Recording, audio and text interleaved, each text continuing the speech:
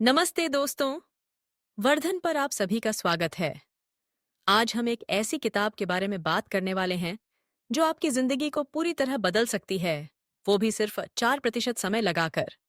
जी हाँ, मैं बात कर रहा हूँ कर्मा ब्राउन की किताब दी 4% फिक्स की। सोचो जरा, अगर कोई तुमसे कहे कि हर दिन सिर्फ 1 घंटा निकालो और तुम्हारी जिंदगी पूरी तरह से बदल सकती है, तो क्या तुम मानोगे? ज्यादातर लोग कहेंगे, यार टाइम ही नहीं है। लेकिन कर्मा ब्राउन की ये किताब यही बताती है कि समय की कमी नहीं होती। तीरिक ते बस उसकी डायरेक्शन सही नहीं होती। 4% की जादुई शक्ति किताब का मुख्य विचार बहुत ही सीधा और शक्तिशाली है। हर इंसान के पास दिन में 24 घंटे यानी 440 मिनट होते हैं।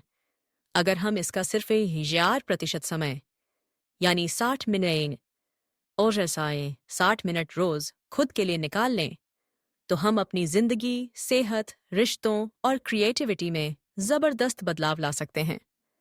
अब सोचो, एक दिन के 60 मिनट अगर किसी और को देने हों, तो हम कितना सोचते हैं। पर जब बात खुद की आती है, तो बहाने, टास्क किसने जी आज नए एक्सक्यूजेस तैयार रहते हैं। बहुत काम है, बिल्कुल भी एनर्जी नहीं बचती, या कल से पक्का शुरू करूंगा। यही तो प्रॉब्लम है, हम खुद को प्राथमिकता प्रायोरिटी में रखना भूल गए हैं। ब्राउन सुझाती हैं कि हमें समय को एक खर्च होने वाली चीज चाहे राशियों की तरह नहीं, बल्कि एक संसाधन रिसोर्स की तरह चाहिए, जिसे हम समझदारी से बांट सकते हैं। असल में समय हमारे हाथ में एक बैंक अकाउंट की तरह ही आइडिया है। हर सुबह हमें 1440 मिनट का डिपॉजिट मिलता है और शाम तक वो खर्च हो जाता है, चाहो या ना चाहो। तो क्यों ना हम उसमें से 60 मिनट अपने लिए रिजर्व कर लें, चाहे वो हेल्थ सुधारने के लिए हो, किसी पैशन को पूरा करने के लिए, कोई नया स्किल सीखने के लिए, या बस थोड़ी मानसिक शांति के लिए। उसे को नहीं टीचू। उदाहरण के लिए, अगर आप रोज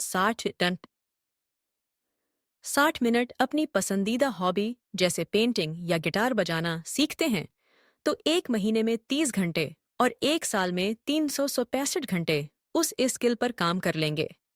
सोचिए, एक साल में आप उस स्किल कितने आगे बढ़ जाएंगे।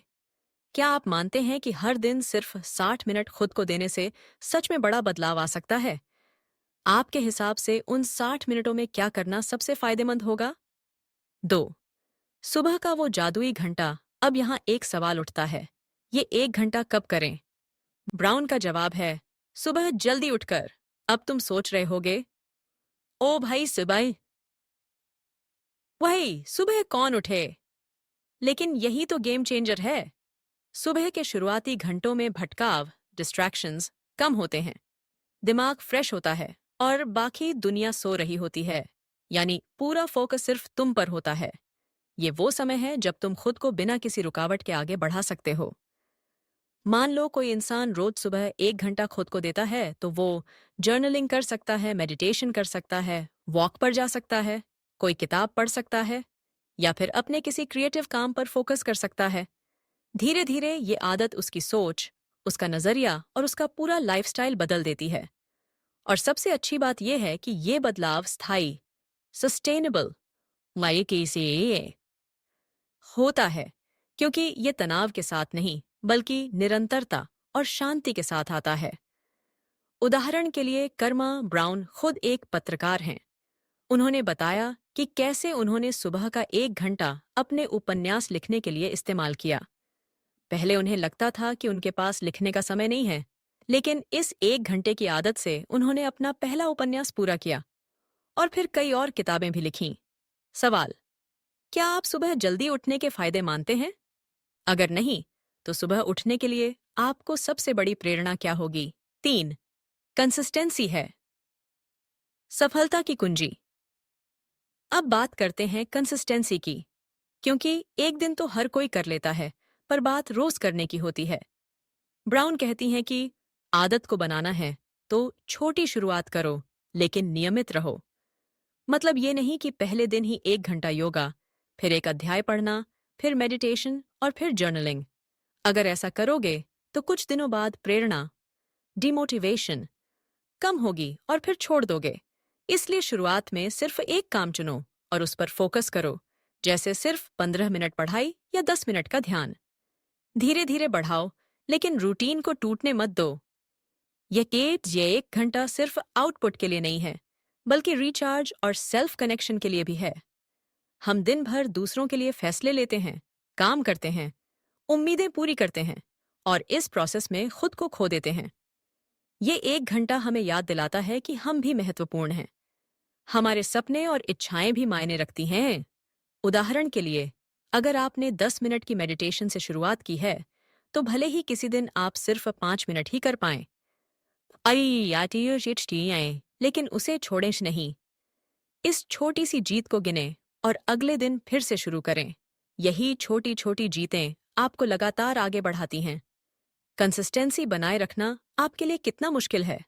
आप अपनी आदतों को रोज दोहराने के लिए क्या ट्रिक्स अपनाते हैं? अपनी आदतों को डिजाइन करो। हैबिट लूप्स हम सबकी जिंदगी में 24 घंटे ही होते हैं। न किसी के पास ज्यादा, न किसी के पास कम। लेकिन कुछ लोग उसी समय में बड़े बड़े लक्ष्य हासिल कर लेते हैं, अपनी सेहत पर ध्यान देते हैं, रिश्ते भी संभालते हैं और साथ में कोई क्रिएटिव प्रोजेक्ट भी चला लेते हैं। कर्मा ब्राउन की किताब में आदतों के बनने के पीछे की न्यूरोसाइंस को समझाया गया है। हर आदत 3 मुख्य हिस्सों से मिलकर बनी होती है। क्यू, संकेत, वो चीज जो आदत को शुरू करती है। जैसे सुबह अलार्म बजना, रूटीन। आचरण, वो काम जो आप करते हैं, जैसे उठकर सीधे जर्नलिंग करना। रिवॉर्ड, इनाम, वो संतोष या फायदा जो आपको मिलता है, जैसे क्लैरिटी या मानसिक शांति। इस पूरे चक्र को ही हैबिट लूप कहा जाता है।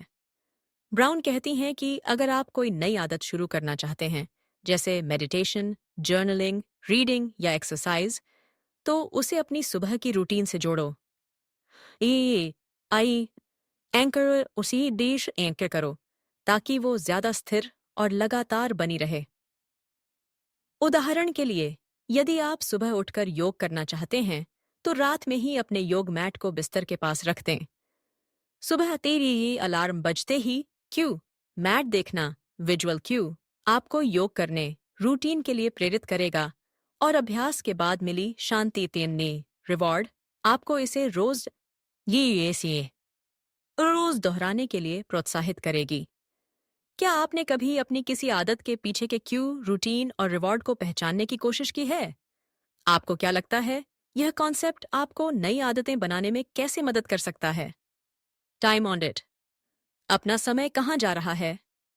अक्सर हम सोचते हैं कि हमारे पास टाइम नहीं है, लेकिन असलियत यह है कि हम अपने समय का सही इस्तेमाल नहीं कर पा रहे होते। टाइम ऑडिट एक सरल लेकिन शक्तिशाली प्रक्रिया है, जिसमें आप अपनी दिन प्रतिदिन की गतिविधियों को ईमानदारी से देखते हैं और समझते हैं कि आपका समय कहाँ जा रहा है। ब्राउन सुझाती हैं कि सबसे पहले आप 3 से 5 दिन का एक व्यक्तिगत time log, personal time log की बनाओ। इसमें हर एक्टिविटी को रिकॉर्ड करो, चाहे वो छोटी हो या बड़ी। हर घंटे में आप क्या कर रहे हो, उसे लिखो, जैसे सुबह उठकर कितना टाइम फोन स्क्रॉल करने में गया, कितनी बार सोशल मीडिया चेक किया, कितनी देर नेटफ्लिक्स या यूट्यूब देखा। जब आप यह डेटा इकट्ठा कर लेते हो, तब आप अपने समय के उपयोग को उच्च मूल्य, हाई वैल्यू, तटस्थ, न्यूट्रल और कम मूल्य या भराव, लो वैल्यू फिलर वाले कामों में बांट सकते हो। यह विश्लेषण आपको आपकी रोज की रूटीन की एक स्पष्ट तस्वीर देगा। कई बार यह आलसी ऑडिट एक वेकअप कॉल होता है। हम सोचते हैं कि बस 5 मिनट इंस्टाग्राम देख रहे थे, लेकिन जब उसे ट्रैक करते हैं, तो पता चलता है कि वो 5 मिनट असल में पूरे दिन में 2 घंटे गए। उदाहरण के लिए, ब्राउन ने खुद अपना टाइम ऑडिट किया और पाया कि वह दिन में कई बार सोशल मीडिया चेक करती थीं, हर बार बस 5 मिनट का सोचकर। लेकिन ये 5 मिनट पूरे दिन में 1 से 2 घंटे बन जाते थे। जब उन्होंने यह देखा, तो उन्हें समझ आया कि इस समय का उपयोग वो अपने उपन्यास लिखने के लिए कर सकती हैं। क्या आपने कभी अपना टाइम ऑडिट किया है? अगर हाँ, तो आपको सबसे बड़ी आश्चर्यजनक बात क्या पता चली? अगर नहीं, तो क्या आप अब इसे आजमाना चाहेंगे? आपका समय, आपकी पसंद दोस्तों। कर्मा ब्राउन की किताब दी 4% फिक्स सिर्फ एक मोटिवेशनल गाइड नहीं है, बल्कि इसमें उनके खुद के वास्तविक अनुभव भी गहराई से जुड़े हुए हैं। उनकी कहानी एक फुल टाइम जर्नलिस्ट और माँ के रूप में जो उपन्यास लिखने का सपना देखती थी, ये साबित करती है कि समय तो हर किसी के पास होता है, बस उसे कैसे इस्तेमाल करना है, ये हमें तय करना है।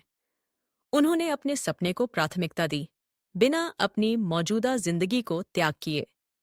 ब्राउन ये भी समझाती हैं कि हर किसी की जिंदगी अलग होती है, इसलिए किसी और का आदर्श रूटीन आपके लिए काम नहीं करेगा। टाइम ऑडिट आपको आपकी जिंदगी के हिसाब से एक कस्टम ब्लूप्रिंट देता है। आप खुद तय करते हो कि कौन से काम रखने हैं और कौन से बदलने हैं। और इसी तरह आप अपना अद्वितीय 4% जोन बना सकते हो, जहां आप पूरी तरह केंद्रित, पूरी तरह जीवंत और उद्देश्यपूर्ण ढंग से लगे रहते हो। तो अब सवाल ये नहीं है कि क्या ये मुमकिन है, बल्कि सवाल ये है कि क्या मैं खुद के लिए 4% समय निकालने के लिए तैयार हूं? और अगर जवाब हाँ है, तो तुम्हारी यात्रा यहीं से शुरू होती है। कल सुबह 1 घंटा पहले, सिर्फ तुम और तुम्हारे सपने। याद रखो, तुम अपनी लाइफ के सीईओ हो। समय तुम्हारे पास पहले से है, बस अब उसे समझदारी से निवेश करने का फैसला तुम्हें लेना है। और जैसा कि ब्राउन कहती हैं, ये समय होने के बारे में नहीं है, ये समय बनाने के बारे में है। अगर आपको यह बुक समरी अच्छी लगी हो तो इसे लाइक करें, अपने दोस्तों के साथ शेयर करें और बुक इनसाइडर को सब्सक्राइब करना न भूलें। मिलते हैं और आउटलेट वीडियो से।